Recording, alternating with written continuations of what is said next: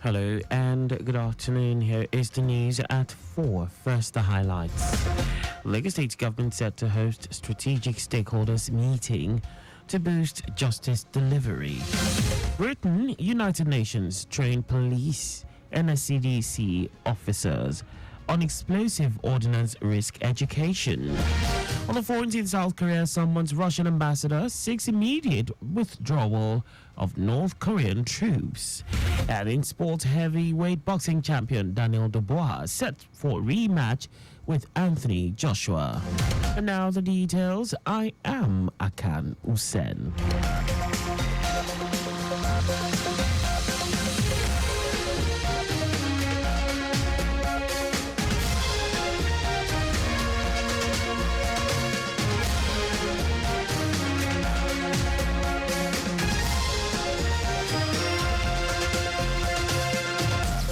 The Lagos State Ministry of Justice has announced plans for a 2-day strategic stakeholders meeting scheduled for October 23 and 24 in Ikeja, with the theme Enhancing Collaboration for Effective Justice Delivery. Commissioner for Justice and Attorney General Lawal Pedro, who announced this, said the meeting aims to strengthen cooperation among various agencies in a bid to improve law enforcement and justice administration across the state. Pedro noted that the meeting follows recommendations from the Lagos Justice Summit held earlier this year, where key stakeholders emphasized the need for greater coordination within the justice system. According to him, the system underscored the importance of interagency collaboration as a critical step towards ensuring that justice is both effective and accessible to all residents of Lagos State. The commissioner emphasized the importance of continued dialogue and collaboration among all stakeholders to build a more effective and equitable justice system, stressing that media coverage plays a vital role in promoting transparency and accountability. Lagos State government has again demonstrated its commitment to promoting leadership development and the empowerment of young girls, ladies, and women by providing financial support for the winners of the Speak Her Conference 2024 competition. The Speak Her Conference, co-founded by Ayo Mairo Esse and Rolake Akenkugbe Filani, aims to help young girls find their voices and step onto greater platforms through effective communication. The competition theme, Take the Stage, Win with Words, was attended by the Commissioner for Tourism, Arts and Culture, Toke Benson Awenka, who represented Governor Babajide Sanwo-Olu.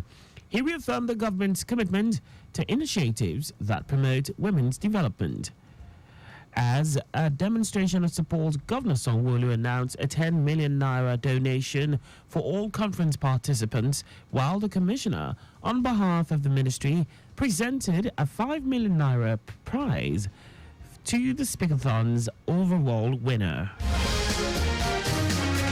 Defense Headquarters has issued a stern warning to individuals or groups advocating for a military takeover in Nigeria, emphasizing that such actions are treasonable under the Constitution.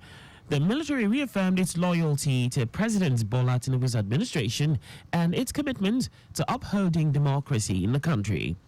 In a statement issued by the Director of Defense Information, Tukur Gusau, the military made it clear that the Armed Forces of Nigeria remains focused on its statutory duties, which include protecting the nation's territorial integrity and ensuring peace and security.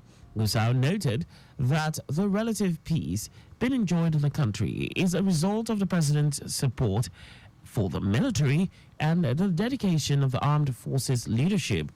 He reassured Nigerians that the military, in collaboration with other security agencies, will take all necessary measures to prevent attempts at unconstitutional change. And now to the rest of the stories.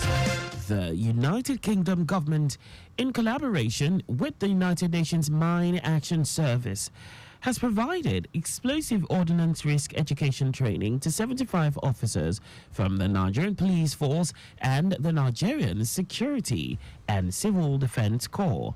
The inaugural training was held in Maiduguri, Borno State.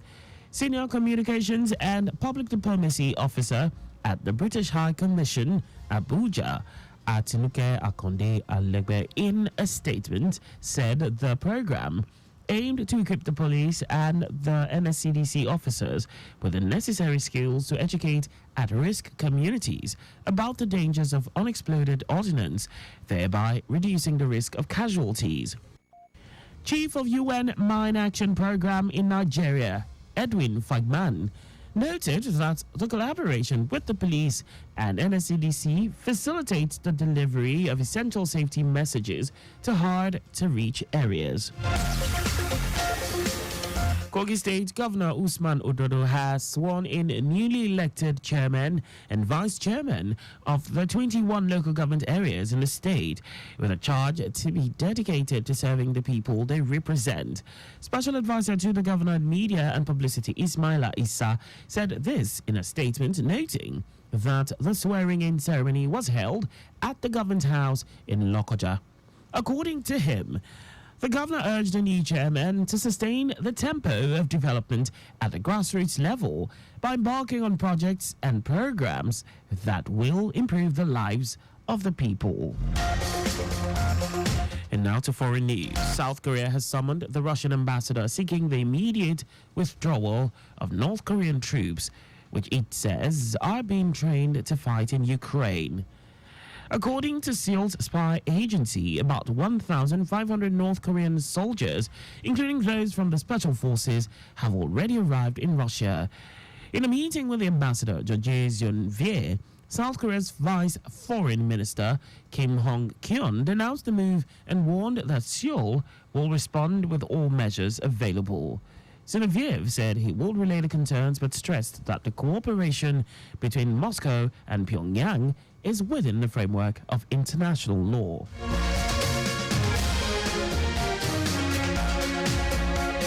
In our sports, International Boxing Federation IBF World Heavyweight Boxing Champion Daniel Dubois has expressed his readiness to once again fight former two-time heavyweight champion Anthony Joshua in the highly anticipated rematch.